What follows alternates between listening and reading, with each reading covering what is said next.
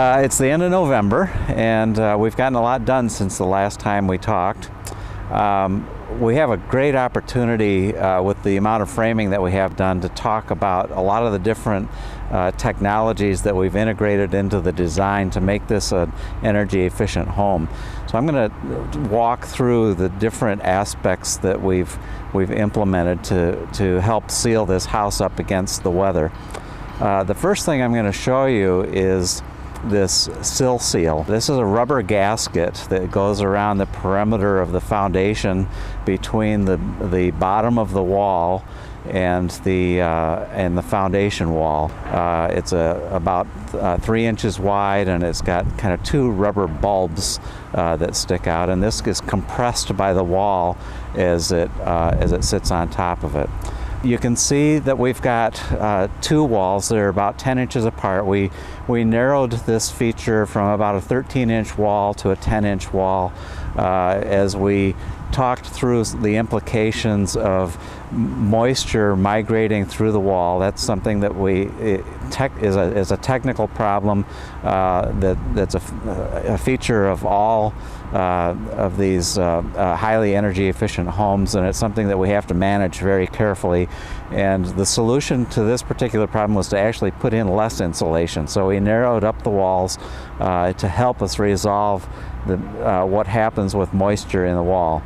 It has to do with condensation of moisture and where it condenses, if it's going to condense. And hopefully we've eliminated that possibility, but if it's going to happen, we need to control where that's going to happen. We've installed plywood sheathing on the outside. You can see a little bit of it on the outside right now. And we're going to be taping all the joints, and you can see a little bit right here above the windows.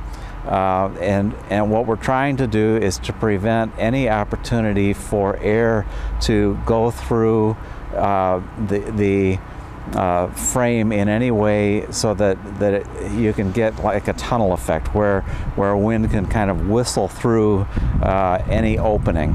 It's okay for moisture or to move through a frame as long as it's diffused, and we get that diffusion by creating as much of an impermeable or impervious layer as possible, so that it's diffused. And plywood is a good diffuser, drywall is a good diffuser, but if there's any hole anywhere in it, then air with moisture in it will go through that quickly, and it will condense inside the wall, and we don't want that.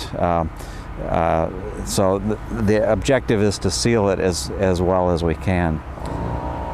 The next thing I'm going to show you is the header that we've selected here.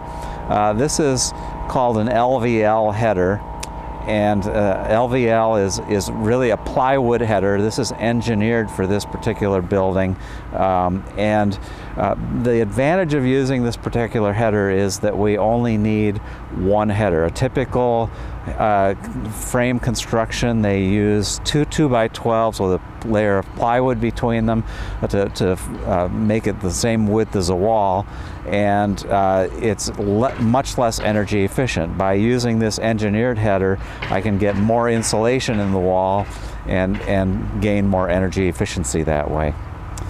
A third feature, which we haven't actually framed up yet, is whenever we have a partition, one of the walls for the bedroom or one of the other walls that butts into the perimeter wall, we have to have some means of fastening the drywall to it. What we've elected to do in discussions with the drywaller is to make sure that the drywall around the perimeter of the building is continuous all the way around the building. So we're going to actually hold our partition walls back slightly and drywall all the way through around the entire perimeter of the building continuously, and then we'll have some backer material in that wall so that we can fasten to through the drywall. So we'll have that continuous barrier all the way around. Next time I hope to be able to show you we've minimized the the number of penetrations that we have in the perimeter wall. Outlets. We have to have outlets. Code mandates the number of outlets that we have. We have to have them every 12 feet. And so to minimize the impact of an outlet, we've got a special outlet that has a gasketed seal, a neoprene gasket, and even where the wires go into the box, there's a neoprene seal, a double neoprene seal. So we're well sealed against the potential for air leakage through that. And the drywall butts up against that neoprene gasket. And otherwise, I've limited the number of potential openings. I've eliminated all but one ceiling outlet, and we have one chandelier that we're going to have in the building. All the rest of them have been changed to wall sconces, so and they're all on interior partitions, so that we don't have any. Excuse me, so that we don't have any, or we've minimized the number of ceiling partitions. Another feature in the building here is what we call a raised heel truss.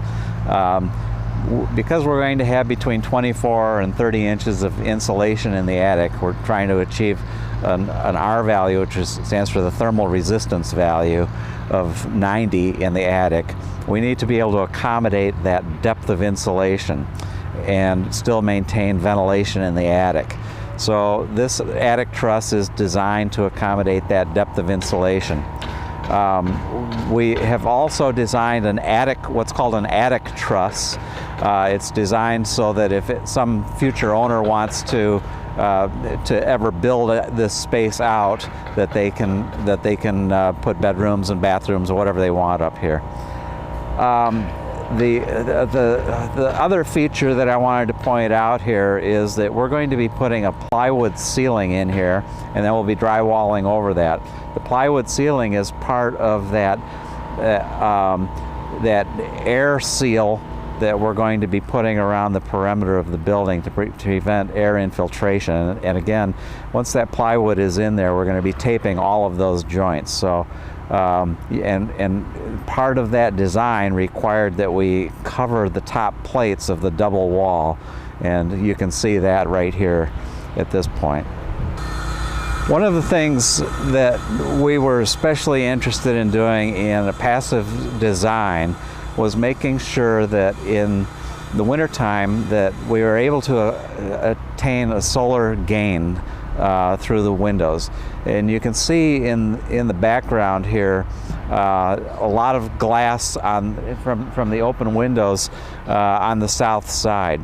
As we go through the living room here, what's particularly relevant is the amount of sunlight that you can see on the floor here. We have cast concrete, poured in place concrete that we've tinted a dark color so that it absorbs the sun's rays. And we've used very low tinting on the windows so that it will absorb the sun's rays during the wintertime and will retain that heat. If you also look at the outside of the building, you'll see that we have large overhangs.